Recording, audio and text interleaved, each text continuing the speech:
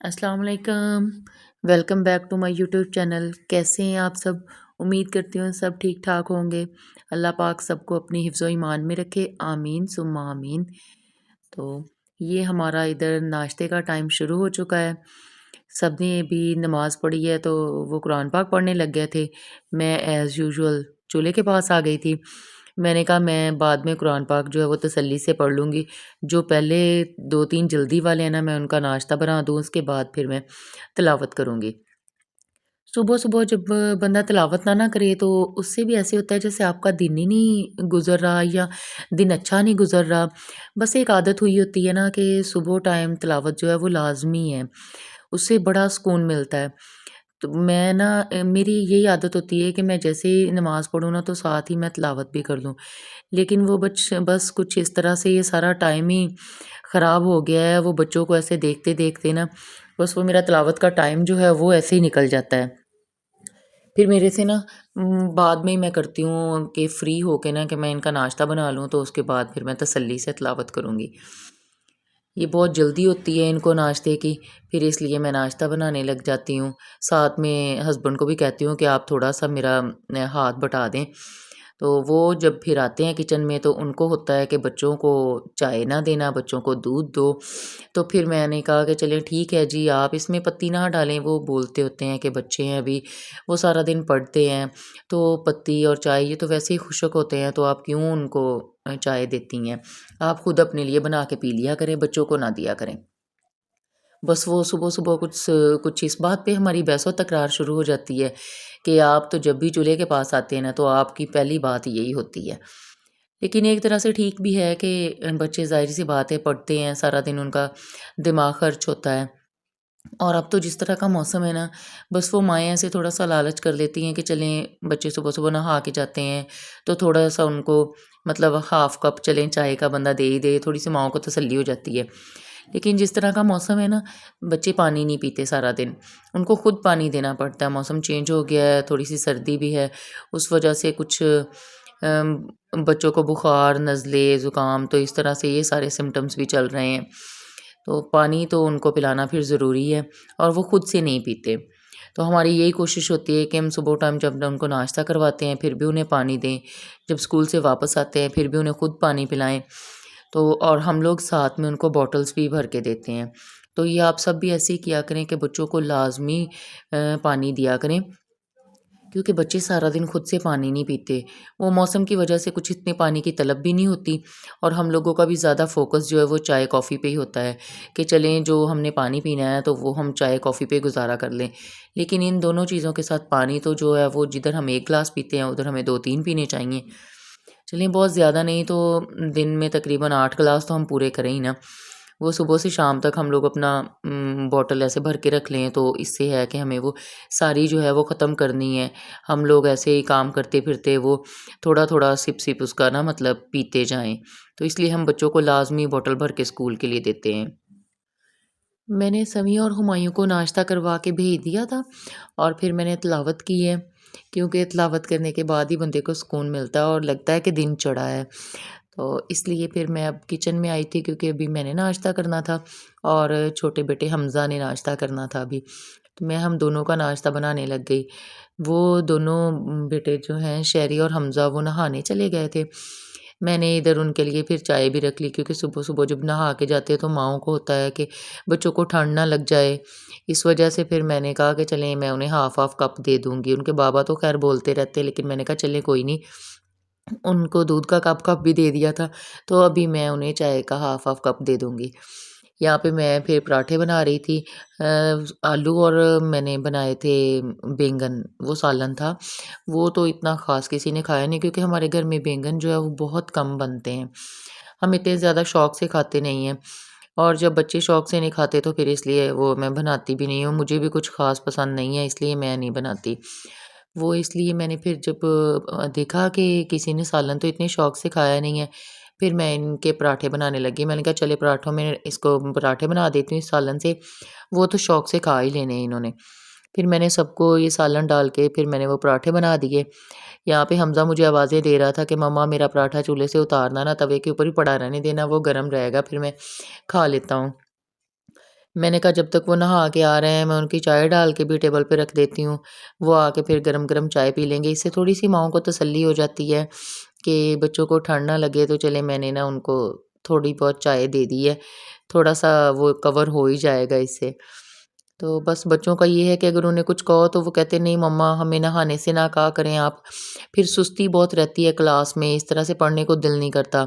और वो फिर बाकी बच्चों का कहने लग जाते हैं पता नहीं वो बच्चे क्यों नहीं साफ-सुथरे होके आते, नहा के क्यों नहीं आते, स्मेल आती है, उनके कपड़े गंदे होते हैं। तो फिर आके कहने लग जाते हैं मम्मा उनकी माएँ पता नहीं उनको कुछ कहती नहीं हैं, या उन्हें साफ कपड़े नहीं पहना के भेजती, उनकी यूनिफ़ॉर्म धोती नहीं है। तो बस यही सीन चलता रहता है। नाश्ता वग़ैरह हम लोगों का कंप्लीट हो चुका है, तो वो मैं सारा उधर से ख़त्म करके नाश्ते वाला काम, फिर मैं नीचे वाले पोर्शन में आ गई थी। हमारे बिल्कुल घर के साथ जो प्लॉट था ना, उस पे भी घर बन रहा है। तो सारा दिन वो मट्टी वग़ैरह, रेत और इस तरह से ना सारी चीज़ें जो हैं वो मतलब नीचे वाला पोर्शन जो है ना वो ज़्यादा गंदा हो जाता है। तो जो हेल्पर्स होती हैं उनको अगर कोई काम कह भी दो ना कि ये इस तरह से करना है, तो वो इतना बुरा-सा वो काम करती हैं ना, फिर वो दोबारा से बंदे को खुद करना पड़ता है। तो हेल्पर के आने से पहले मैं काफ़ी जो काम है वो निपटा लेती होती हूँ। उसको घर ऐसे नीट क्लीन मिलता है ना, सिर्फ़ आके उसने झाड़ू-पोछा ही करना है बस। और अगर कह दो कि हाँ जी डस्टिंग वग़ैरह वो भी इतनी वो निकम्मी सी करके जाती हैं ना, कि दोबारा से फिर बंदे को खुद डस्टिंग करनी पड़ती है, नहीं तो घर साफ़-सुथरा लगता ही नहीं है। वो जितना कर जाएँ ना वही बहुत होता है उनके लिए भी और हमारे लिए भी अगर वो अच्छा कर जाएँ तो। तो बस फिर मैं इधर नीचे जब आई हूँ तो गेट पे काफ़ी मिट्टी थी। मैंने कहा कि पहले इसको मैं अच्छी तरह से साफ़ कर दूँ क्योंकि उसने तो आके हेल्पर ने तो बिल्कुल गेट को हाथ नहीं ना लगाना। अगर कह भी दो तो बस वो ऐवें से ही साफ़ करके जाती है। तो जब से ये साथ में घर बन रहा है तो फिर वो मिट्टी वग़ैरह काफ़ी आ जाती है। और एक वॉइस ओवर करने में भी बड़ा मसला होता है। सारा दिन का शोर होता है, जो मिस्त्री और मज़दूर जो होते हैं वो भी ख़ैर उनकी भी आवाज़ें, फिर उसके बाद वो ईंटों की आवाज़ें, कभी कोई रिक्शे पे सामान आ गया, कोई मटीरियल आ गया, कभी ट्रैक्टर ट्राली और फिर उनका वो जो घर वालों ने चक्कर लगाने होते हैं, बाइक वग़ैरह की आवाज़ें, तो वो सारा दिन ना बस यही सीन चलता है। अभी भी शायद आपको अंदर काफ़ी आवाज़ें सुनाई दे रही हों, तो ये सरिया था बाहर आया हुआ उनका, तो उनकी आवाज़ें आई जा रही थी। पता नहीं वो उसको क्या कर रहे थे। तो एक हम लोग ऊपर वाले पोर्शन में ज़्यादा होते हैं, तो वहाँ पे तो आवाज़ फिर बहुत ज़्यादा आती है। नीचे वाले पोर्शन में फिर भी कुछ कम आवाज़ आती है, ऊपर बहुत ज़्यादा आवाज़ आती है। तो आज मैं आपको दिखा रही हूँ कि बॉयज़ वाला जो घर होता है ना, वहाँ पे किस तरह से मेस होता है। माशाल्लाह से बॉयज़ जो हैं वो बेटे मेरे सारे बड़े हैं, तीनों बड़े हैं और एक जो छोटा है ना तो उसका है कि वो ज़रा काम इतना नहीं, वो तो छोटा है चलें। बड़े जो हैं वो भी अपना काम जब छुट्टी होती है वो थोड़ा बहुत करवा देते हैं, लेकिन अब तो छुट्टियाँ भी नहीं हैं। सारे अपने-अपने स्कूल कॉलेज वग़ैरह जाते हैं तो फिर इसलिए काम जो है वो उधर का उधर ही रह जाता है। जैसे कि कपड़े जिधर उतारने हैं वो उधर ही बिखरे पड़े हैं। नहाए हैं तो टॉवल वैसे ही जिधर कपड़े पड़े होंगे कभी उधर पड़े होंगे, कभी वैसे किसी सोफ़े पे फेंक दिया होगा। और ये जो इधर मैं किचन में नीचे आई हूँ, तो ये चूल्हे के ऊपर से भी कपड़ा उतारा हुआ था। मतलब अगर उन्होंने कोई चीज़ साफ़ करनी है ना, तो जल्दी से ये चूल्हे वाला कपड़ा खींच लेते हैं। यहाँ पे मैंने एक मोटा-सा ये कपड़ा डाला हुआ है, क्योंकि ये नीचे वाला किचन हमारे इस्तेमाल में नहीं है, तो इसलिए मैं कहती हूँ कि चलें इसको ज़रूर चूल्हे को ये साफ़ करना ही होता है ना, अगर मिट्टी वगैरह पड़ जाए या कोई चीज़ ऊपर गिरा दे तो, इसलिए फिर मैं इसे ढाँप देती हूँ। तो ग्लास वो रखे हुए थे, वो पहले मैं डिब्बे में रखने लगी हूँ, तो मैंने कहा शायद पता नहीं धोए हैं कि नहीं, फिर मैंने उनको धो के तो उल्टा के रख दिया है। ये जिधर आके बस रात को कोई दूध या चाय पी है, फिर उधर वो चीज़ें पड़ी होती हैं। लैपटॉप जिधर यूज़ किया है, वो उधर पड़ा होता है और चार्जर वगैरह और इसी तरह से लैपटॉप के चार्जर वो ना मतलब जिधर उन्होंने कोई चीज़ इस्तेमाल की है ना, वो उधर ही पड़ी होती है। और गर्मियों में तो होता है ना कि किसी एक जगह पे कोई एसी या कूलर चल रहा है तो वो उसी जगह पे ही मेस होता है, वहीं पे सारे बैठ जाते हैं। लेकिन सर्दियों में ये सीन होता है कि जिसको जिधर जगह कंफर्टेबल लगती है ना, वो अपना ब्लैंकेट उठाता है और वहीं पे चला जाता है। वहाँ से फिर जब उसने उठना है, ब्लैंकेट उधर पड़ा होगा, चादरें इकट्ठी होंगी, जो-जो चीज़ें उसने इस्तेमाल उधर की होंगी, फ़ोन इस्तेमाल किया है, लैपटॉप इस्तेमाल किया है या कुछ भी, या फिर जो भी चीज़ उन्होंने इस्तेमाल की होती है, वो उधर ही पड़ी होती है। बस जिधर मेरे ख़्याल से बहनें होती हैं ना, तो वो कुछ भी थोड़ा बहुत मतलब वो अपनी चीज़ें समेट देती हैं या फिर उनकी शामत आई रहती है कि आपने ये नहीं किया, आपने वो नहीं किया। तो ये कुछ बॉयज़ होके भी छूट जाते हैं, कुछ ये होता है कि सबको अपने-अपने काम की जल्दी होती है। तो इवन कि बुक्स वग़ैरह भी जिधर पढ़ना है ना, तो वो उधर ही बिखरी होती हैं। फिर जब सुबह स्कूल जाना है ना, तो फिर बैग चेक करना है। तो जिस बुक का मतलब जिसका पीरियड होना है, वो वाली बुक उठा के बैग में रख लेनी है, बाकी वहीं की वहीं पड़ी होती हैं। अगर कह दो तो हाँ जी मम्मा जी हम कर लेते हैं, हम कर देंगे, बस वो कर देंगे, कर लेते हैं में ही ना टाइम सारा गुज़र जाता है। अब ये है कि मैं जिधर-जिधर जा रही हूँ ना, उधर-उधर ये देखें ज़रा हाल मैं आपको दिखाती जा रही हूँ कि अब ये नीचे वाला रूम है, वहाँ पे बैठ के पढ़ना है, अगर लैपटॉप यूज़ करना है तो वो उसका भी कुछ ऐसे हाल होता है। जिसका दिल करता है वो जिस जगह पे मर्ज़ी वो कंबल उठाया, रज़ाई उठाई, तो वो लेके बैठ गए और फिर वो उधर से ही उठ गए। वैसे ही उन्होंने नहीं देखना पीछे मुड़ के चादर को, पीछे मुड़ के उन्होंने नहीं कुछ देखना कि हमने यहाँ पे कितना खलारा डाला है। उठ के आगे हो गए, किसी और जगह पे चले गए। फिर उस जगह की भी यही पोज़ीशन होती है। तो यहाँ से मुझे ऐसे होता है कि मैं एक जगह से शुरू होती हूँ, मैं एंड तक मैं पूरा घर समेटती जाती हूँ और ये काम मैं पहले तो नाश्ते से मैं पहले कर लेती होती थी क्योंकि नाश्ता थोड़ा-सा लेट बनता था और अब नाश्ता जल्दी बनने लग गया है। तो इस वजह से फिर ये मैं काम जो है सारे वो तसल्ली से ना नाश्ता बनाने के बाद मैं करती हूँ। क्योंकि काफ़ी सारा मेस होता है तो वो समेटते-समेटते ही बंदे को काफ़ी टाइम लग जाता है। ये मेरे वॉइस ओवर करते-करते आपको काफ़ी सारी अंदर आवाज़ें सुनाई देती होंगी, इन्हें इग्नोर कीजिएगा बस ये वही जो मैं कह रही हूँ कि साथ मिस्त्री लगे हुए हैं तो कभी कोई चीज़ आ रही है मटीरियल में, कभी कुछ आ रहा है तो उसकी आवाज़ें हैं ये। इनको तो अब पता नहीं अब काफ़ी टाइम लगता है घर बनने में, ये तो ऐसे चलता ही रहना है क्योंकि सुबह से आ जाते हैं मिस्त्री और शाम में जब तक मतलब कहते हैं कि काम का टाइम होता है, तो उस वक़्त तक तो इन्होंने रहना है 5-6 बजे तक। उसके बाद फिर इतना बंदा काम करके वो थकावट हो जाती है, फिर वो रात को बच्चों को भी देखना होता है, उन्हें पढ़ाना होता है, फिर उसमें वॉइस ओवर नहीं हो सकती। तो इसलिए फिर मेरा ये होता है कि जब थोड़ा-सा मुझे लगे कि ना ये शोर कम हो रहा है बाहर, तो उस वक़्त फिर मैं अपना ये काम करती होती हूँ। तो यहाँ से मैंने नीचे वाला पोर्शन जो है उसको काफ़ी हद तक समेट के तो फिर अब मैंने कहा कि मैं ऊपर वाले पोर्शन में जाती हूँ, मैं वहाँ से समेट देती हूँ। क्योंकि हेल्पर जो है वो एक दिन एक पोर्शन की सफाई करती है और एक दिन एक की। और अगर कभी ये होता है ज़्यादा यूज़ में हमारा जो है वो ऊपर वाला पोर्शन आता है, तो अगर वो ज़्यादा गंदा हो तो हम नेक्स्ट डे भी उसी की ही सफाई करवा लेते होते हैं। तो यहाँ से मैं सारी चीज़ें समेट के लाइट्स वगैरह ऑफ़ करके तो फिर अब ऊपर चलते हैं। अब ऊपर वाले पोर्शन की कंडीशन ज़रा आपको दिखाती हूँ कि वहाँ पे किस तरह का मेस है। तो यही मैं जैसे आपको कह रही हूँ कि अगर उन्होंने कुछ खाना-पीना है, वो भी चीज़ उधर से मँगवा देते हैं मम्मा जी या भाई को किसी को एक-दूसरे को आवाज़ दे दी कि हमें ये चीज़ इधर ला दो, हम इधर बैठे हुए हैं, हम ये काम कर रहे हैं, हम आ नहीं सकते, फिर हमारा टाइम वेस्ट होगा। तो बस यही काम जो है वो चलता रहता है।